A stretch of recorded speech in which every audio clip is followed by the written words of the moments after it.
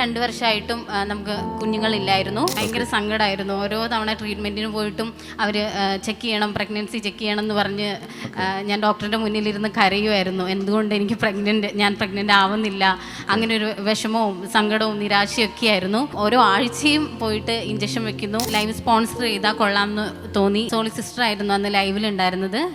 നമ്മൾ രണ്ടുപേരും ലൈവിൽ പങ്കെടുത്തു, നമുക്ക് വേണ്ടി പ്രാർത്ഥിച്ചു. വിവാഹം കഴിഞ്ഞിട്ട് 2.5 വർഷമായി.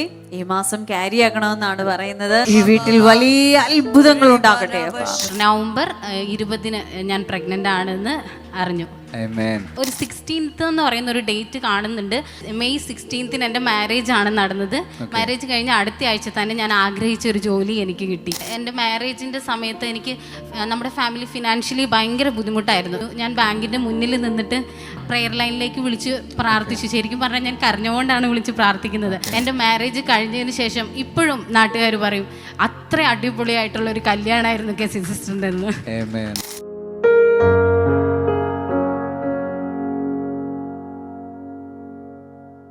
എല്ലാ കരങ്ങളും ഉയർത്തി സന്തോഷത്തോടെ ഒരു ഹല്ലേലൂയ പറഞ്ഞാട്ടെ. ആദ്യം നമ്മുടെ മുമ്പിൽ സാക്ഷ്യം പറയാനായിരിക്കുന്നത് വയനാട് നിന്നും കെസി സിസ്റ്ററും ഹസ്ബൻഡുമാണ് വന്നിരിക്കുന്നത്. സിസ്റ്ററിന് പറയാനുള്ളത് തനിക്ക് അനുഗ്രഹിക്കപ്പെട്ട ഒരു കുഞ്ഞിനെ ലഭിച്ച ഒരു അത്ഭുതകരമായ സാക്ഷ്യമാണ്. കരമടിച്ച് എല്ലാവരും കർത്താവിന് നന്ദി പറഞ്ഞാട്ടെ. നമുക്ക് ഒരുമിച്ച് കേൾക്കാം കെസി സിസ്റ്ററിൽ നിന്ന് തന്നെ. സിസ്റ്ററെ പറയാമോ, എങ്ങനെയാണ് നമ്മുടെ മീറ്റിംഗിൽ വരാനിടയായത്? ഞാൻ ആദ്യം തൊട്ടേ കേൾക്കുമായിരുന്നു, ലൈവ് കാണുമായിരുന്നു. കൊറോണ സമയത്തൊക്കെ ആയിരുന്നു ലൈവ് കൂടുതലായിട്ടും കേട്ടോണ്ടിരുന്നത്. അങ്ങനെ 2022 മെയ് 16 എൻ്റെ മാരേജ്. അത് കഴിഞ്ഞ് 2 വർഷമായിട്ടും നമുക്ക് കുഞ്ഞുങ്ങളില്ലായിരുന്നു. കാണിച്ചിരുന്നു. എനിക്ക് PCOD ആയിരുന്നു. 1 വർഷത്തിനടുത്ത് മരുന്ന് കഴിച്ചു. ഓരോ മാസവും ഓരോ ആഴ്ചയും പോയിട്ട് ഇഞ്ചക്ഷൻ വെക്കുന്നു. അടുത്ത ആഴ്ച പോയി പിന്നെയും മരുന്ന്, ചെക്കപ്പ്, അങ്ങനെ പോകുമ്പോഴൊക്കെ ഫിനാൻഷ്യലി നമുക്ക് നല്ല ബുദ്ധിമുട്ടും കാര്യങ്ങളൊക്കെ ആയിരുന്നു ഈ ട്രീറ്റ്മെന്റിന്. അങ്ങനെ ഇരിക്കുകയാണ്. നമ്മൾ സ്ഥിരമായിട്ട് ലൈവ് കാണുന്നതാണ്. ലൈവ് കാണുന്നതിൻ്റെ ഇടയ്ക്ക് എനിക്ക് ഇങ്ങനെ ലൈവ് സ്പോൺസർ ചെയ്താൽ കൊള്ളാമെന്ന് തോന്നി. അങ്ങനെ ഒരു കാര്യം ചെയ്യണമെന്ന് തോന്നി. അങ്ങനെ ഹസ്ബൻഡിനോട് സംസാരിച്ചു. അപ്പോൾ അങ്ങനെയാണെങ്കിൽ നമുക്ക് ചെയ്യാം എന്ന് പറഞ്ഞു. അങ്ങനെ ഒക്ടോബർ മാസത്തിലെ നൈറ്റ് ലൈവ് നമ്മൾ സ്പോൺസർ ചെയ്യാമെന്ന് തീരുമാനിച്ചു. അങ്ങനെ സ്പോൺസർ ചെയ്തു. സോളി സിസ്റ്റർ ആയിരുന്നു അന്ന് ലൈവിലുണ്ടായിരുന്നത്. നമ്മൾ രണ്ടുപേരും ലൈവിൽ പങ്കെടുത്തു, നമുക്ക് വേണ്ടി പ്രാർത്ഥിച്ചു. നവംബർ 20 ഞാൻ പ്രഗ്നന്റ് ആണെന്ന് അറിഞ്ഞു. കൈകളടിച്ച് എല്ലാവരും കർത്താവിന് നന്ദി പറഞ്ഞാട്ടെ. നിങ്ങളെ കണ്ടതിൽ വളരെ സന്തോഷം. വിവാഹം കഴിഞ്ഞിട്ട് 2.5 വർഷമായി. ഈ മാസം ക്യാരി ആക്കണമെന്നാണ് പറയുന്നത്. രണ്ടുപേരും കൂടെ ഒന്ന് കരം കോർത്ത് പിടിച്ചാട്ടെ. കർത്താവ്, ഞങ്ങൾ ഈ കുടുംബത്തിനായി ഒരുമിച്ച് പ്രാർത്ഥിക്കാം. ഈ വീട്ടിൽ വലിയ അത്ഭുതങ്ങൾ ഉണ്ടാകട്ടെ. കർത്താവ്, ഇവർ എന്താണോ ചോദിക്കുന്നത്, എന്താണോ ആഗ്രഹിക്കുന്നത്, അതിന്മേൽ ദൈവത്തിന്റെ കരം ചലിക്കട്ടെ. യേശുവേ, ആ ദൈവത്തിന്റെ സാന്നിധ്യം ഇപ്പോഴാ മുറിയിൽ അവർ അനുഭവിക്കട്ടെ. ഇല്ലാത്തതിനെ ഉളവാക്കാൻ കഴിയുന്ന ദൈവത്തിന്റെ ശക്തി ചലിക്കട്ടെ. യേശുവിന്റെ നാമത്തിൽ ഈ കുടുംബത്തെ ഞങ്ങൾ അനുഗ്രഹിക്കുന്നു. ഈ ബ്രദറിനെ സിസ്റ്ററിനെ ഞങ്ങൾ അനുഗ്രഹിക്കുന്നു. കർത്താവേ, ഈ ദിവസങ്ങളിൽ ദൈവത്തിന്റെ അത്ഭുതം ഇവർക്ക് വേണ്ടി ചലിക്കണമോ. 2 വർഷത്തോളം കുഞ്ഞുങ്ങളില്ലായിരുന്നു. 1 വർഷം ട്രീറ്റ്മെന്റ് എടുത്തിട്ടും റിസൾട്ട് ഒന്നും ഉണ്ടായില്ല.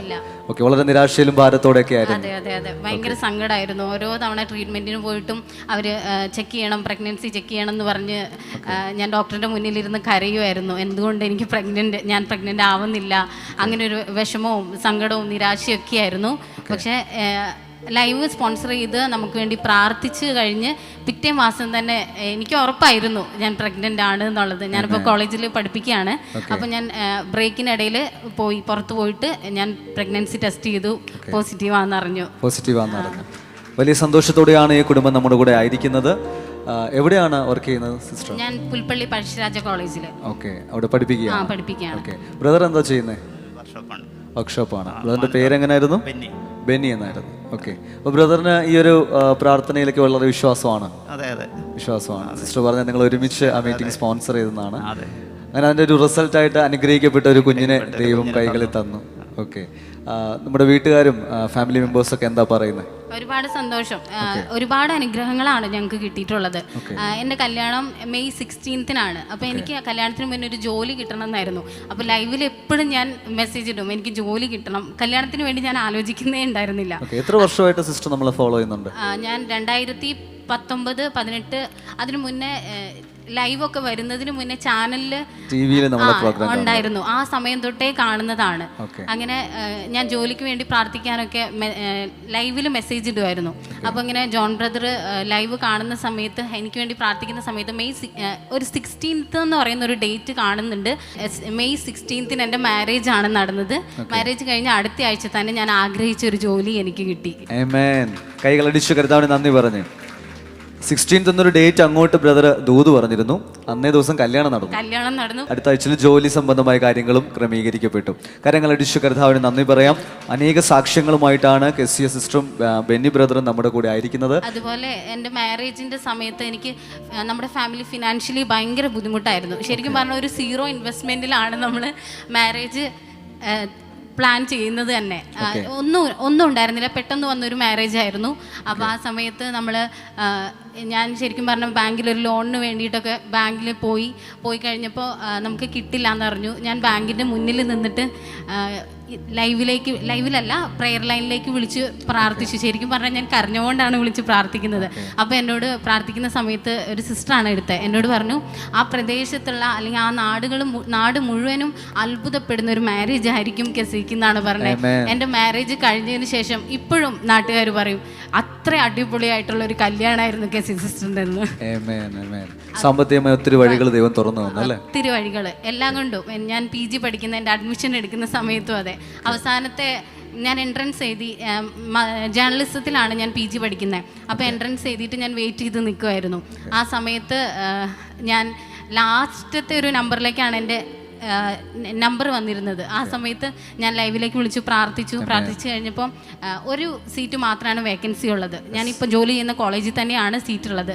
അപ്പോൾ ആ സീറ്റ് വേറൊരാൾക്ക് വേണ്ടിയിട്ട് വേക്കൻ്റ് ആയ സമയത്ത് അയാൾ സർട്ടിഫിക്കറ്റ്സ് എടുത്തിട്ടുണ്ടായിരുന്നു. അപ്പോൾ സർട്ടിഫിക്കറ്റ്സ് എടുക്കാത്തതുകൊണ്ട് അയാളോട് പറഞ്ഞു നിങ്ങൾക്ക് അഡ്മിഷൻ കിട്ടില്ല, ഇത് കഴിഞ്ഞ് വരുന്ന ആൾക്കേ കിട്ടുള്ളൂ എന്ന്. ആ ആൾ ഞാനായിരുന്നു. അങ്ങനെയാണ് എനിക്ക് ആ അഡ്മിഷൻ കിട്ടിയിട്ടുണ്ടായിരുന്നത്. അങ്ങനെ ഒരുപാട് PGക്ക് അഡ്മിഷൻ MA ജേർണലിസ്റ്റ് ആയിരുന്നു. അങ്ങനെ ഒരുപാട് അനുഗ്രഹങ്ങൾ മാത്രമേ ഉണ്ടായിട്ടുള്ളൂ എനിക്ക്. ഒത്തിരി അത്ഭുതങ്ങൾ ഉണ്ടായിട്ടുണ്ട്. അഡ്മിഷൻ കിട്ടിയതും വിവാഹം നടന്നതും ജോലി ലഭിച്ചതും ഇപ്പൊ ഇത് അനുഗ്രഹിക്കപ്പെട്ട കുഞ്ഞിനെ ലഭിച്ചതും അങ്ങനെ ഒത്തിരി സാക്ഷ്യങ്ങൾ പറയും. എന്താണ് ഈ സഭയെ കുറിച്ചും നമ്മുടെ ബ്രദറിനെ കുറിച്ചും പറയാനുള്ളത്? സന്തോഷം മാത്രമാണ്. കാരണം ഞാൻ പറഞ്ഞില്ലേ ലൈവ് കാണുന്നതിന് മുന്നേ ചാനലിലൊക്കെ കാണുമായിരുന്നു. അന്ന് തൊട്ട് ഞാൻ ഫോളോ ചെയ്യുന്നതാണ്. നമുക്കൊരു മാനസിക സന്തോഷം എപ്പോഴും കിട്ടുന്നുണ്ട്. ദൈവം എപ്പോഴും കൂടെ ഉണ്ട് എന്നുള്ളൊരു സന്തോഷവും ഒരു സമാധാനവും എപ്പോഴും ഉണ്ട്. മെസ്സേജുകളൊക്കെ ഇടപെടാതെ കേൾക്കാറുണ്ട്. വലിയ ബ്ലെസ്സിംഗ് ആണ്. അതെ. യേശുവിനെ കുറിച്ച് എന്താ പറയാനുള്ളത് സിസ്റ്ററിന്? എപ്പോഴും നമ്മളെ കരുതുന്ന ഒരു ദൈവം നമ്മുടെ കൂടെ ഉണ്ട് എന്നുള്ളൊരു വിശ്വാസമുണ്ട്, ഒരു ഉറപ്പുണ്ട്. അതെ. ഞാനിപ്പോൾ ഈ അടുത്താണ് വയനാട് ചർച്ചിലേക്ക് വരുന്നത്. അറിയില്ലായിരുന്നു ശരിക്കും ചർച്ച ഉണ്ടെന്ന് അറിയില്ലായിരുന്നു. പക്ഷെ വരാൻ ഞങ്ങൾക്ക് കുറച്ച് പപ്പയും മമ്മിയൊക്കെ വരുമായിരുന്നു. അപ്പോൾ പപ്പയും മമ്മിയും പറയും നിങ്ങൾ ഒരു ദിവസം വരണം എന്ന് പറഞ്ഞു. അപ്പോൾ ഇങ്ങനെ സനൽ ബ്രദർ ഒരു ദിവസം ചർച്ചിലേക്ക് വരുന്നുണ്ട് എന്ന് അറിഞ്ഞു. അപ്പോൾ ഞാനിത് TV കാണുന്നതുകൊണ്ട് എനിക്ക് സനൽ ബ്രദറിനെ നന്നായിട്ട് അറിയാം, ലൈവിലൊക്കെ കാണുന്നുണ്ട്. അപ്പോൾ ഞാൻ ഹസ്ബൻഡിനോട് പറഞ്ഞു നമുക്ക് പോവാം, എനിക്കൊന്ന് സനൽ ബ്രദറിനെ കാണുന്നുണ്ട്, ഞാൻ ലൈവ് പണ്ട് തൊട്ട് കാണുന്നതാണ്. അപ്പോൾ ഹസ്ബൻഡ് ആദ്യം പറഞ്ഞു നീ പൊക്കോ ഞാൻ വരില്ല എന്ന് പറഞ്ഞു. ഒരു അരമണിക്കൂർ കഴിഞ്ഞപ്പോൾ ഹസ്ബൻഡ് പറഞ്ഞു എന്നാൽ ഞാനും വന്നേക്കാം, നമുക്ക് ഒരുമിച്ച് പോവാമെന്ന് പറഞ്ഞു. അങ്ങനെ ഞങ്ങൾ ഒരുമിച്ച് ഒരു സൺഡേ പോയി. പിന്നെ തിരിച്ചു വന്നപ്പോൾ ഹസ്ബൻഡ് പറഞ്ഞു അടുത്ത സൺഡേ തൊട്ട് നീ പാട്ട് പാടാൻ കയറണം കേട്ടോ എന്ന് പറഞ്ഞു. പിന്നെ ഇപ്പൊ സ്ഥിരമായിട്ട് ഞങ്ങൾ ബത്തേരി നമ്മുടെ വയനാട് ചർച്ചിൽ പോകുന്നുണ്ട്. ചർച്ചിന്റെ ഭാഗമാണ്, വർഷിപ്പ് ചെയ്യുന്നുണ്ട്. ഒരുപാട് സന്തോഷമാണ് അതിൽ. ഒത്തിരി കാര്യങ്ങൾ ദൈവം ചെയ്തു. സൺഡേ ആവാൻ വേണ്ടിയിട്ട് ഇങ്ങനെ വെയിറ്റിംഗ് ആണ്, പോയിട്ട് ആരാധനയിൽ കൂടാൻ വേണ്ടിയിട്ട്. സത്യം പറഞ്ഞാൽ ഒരു പ്രാർത്ഥനാ വിഷയം പ്രാർത്ഥിക്കുന്ന അനുഭവത്തിൽ തുടങ്ങി ഇപ്പൊ ശുശ്രൂഷിക്കുന്ന ഒരു അനുഭവത്തിലേക്ക് കർത്താവ് കൊണ്ടുപോകും. കാര്യങ്ങളെ തട്ടി ഒരുമിച്ച് നമുക്ക് നന്ദി പറയാം. കെസിയ സിസ്റ്ററും ബെന്നി ബ്രദറിനും ദൈവം ചെയ്തത് അസാധാരണമായ ഒരു അത്ഭുതമാണ്. ഇത് കണ്ടുകൊണ്ടിരിക്കുന്ന ഓരോരുത്തരുടെയും ജീവിതത്തിൽ വലിയ ബലം ഉണ്ടാകട്ടെ. കുഞ്ഞുങ്ങളില്ലാതെ ഭാരപ്പെടുന്നവർ, ജോലിയില്ലാതെ ഭാരപ്പെടുന്നവർ നിങ്ങൾ വിശ്വസിച്ചാട്ടെ. ഇന്ന് കർത്താവ് നിങ്ങൾക്ക് വേണ്ടി പുതിയ വഴി തുറക്കാൻ പോകുന്നു.